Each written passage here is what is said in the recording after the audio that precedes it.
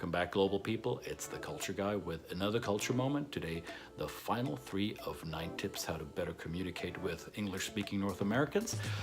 When you present to North American audiences, please keep in mind that they like to be engaged.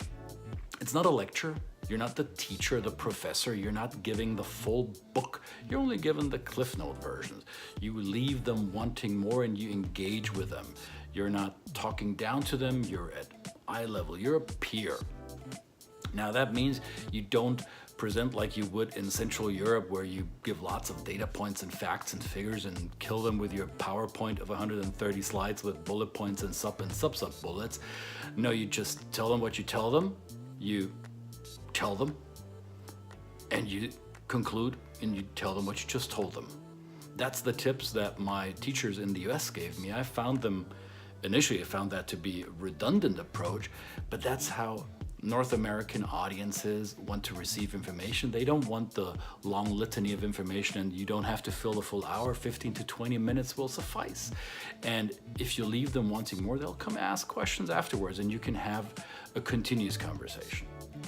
So please be brief, be concise. That's the number 7 going into number 8 of our 9 tips, right? Because time is money. We don't have a lot of time. American business, American social life is fast-paced. Don't underestimate the speed at which business is done in the United States and in Canada. So an overboard presentation with too much information will likely not get you the result that you want.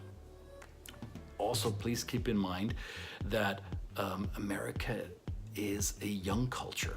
The United States are a loud and a busy culture as a result of that time is money mentality. So you'll see and hear a lot of action. There's always sounds, whether it comes from a stereo or a radio somewhere or TV blaring somewhere. There's always noise. So it may be a good thing in other cultures when they say silence is golden.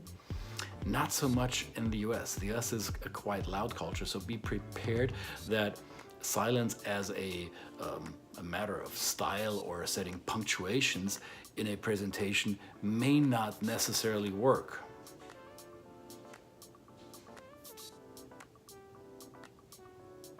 Or when did you hear me pause for such a long time whenever I talk to you?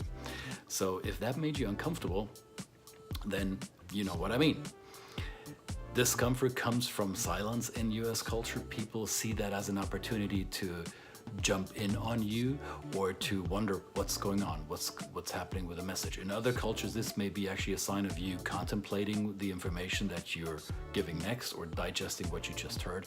So in communicating, silence may not be the best way to go forward. So these were 9 tips to improve communication with Americans. Link to the full story in the comment box.